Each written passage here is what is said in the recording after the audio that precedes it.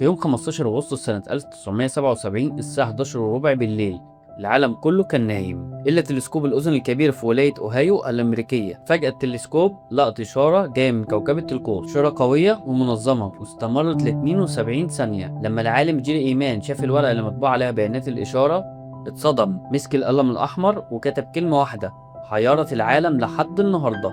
واو، انت ممكن تسألني لما الفضاء مليان موجات راديو ليه الإشارة دي بالذات جننت العالم؟ هقول لك إن الإشارة ديت كانت على تردد 1420 ميجا هرتز، وده التردد اللي العلماء بيسموه تردد الهيدروجين. الهيدروجين هو أكبر عنصر موجود في الكون، والعلماء متفقين إن لو في حضارة ذكية وعايزة تكلمنا هتكلمنا عن طريق التردد ده، لأن التردد ده بيعتبروه لغة مشتركة. الإشارة كانت قوية جدا لدرجة إنها ما كانتش ضوضاء كونية، دي كانت رسالة موجهة بدقة. المشكلة الكبيرة بدأت لما العلماء حاولوا يلقطوا الإشارة دي تاني، وجهوا التلسكوبات لنفس النقطة مئات المرات واستخدموا أحدث الأجهزة، والنتيجة كانت صفر. الإشارة ظهرت مرة واحدة واختفت تماما، كأن كان في حد معدي وبيهمس ودن الأرض. ده اللي فتح الباب لنظريات كتير. هل دي كانت سفينة فضائية كانت معدية، ولا سلاح سري كانت المخابرات بتجربه في الفضاء؟ في سنة 2017 في عالم طلع وقال أنا لقيت الحل، وقال إن الإشارة ديت بسبب مذنبين بيعدوا من المنطقة دي ومحاطين بسحب هيدروجينية. بس في علماء كتير رفضوا الكلام ده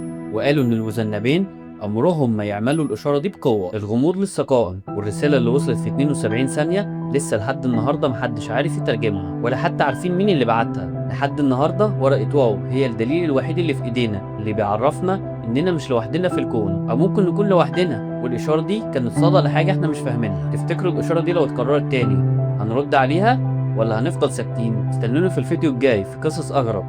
سلام.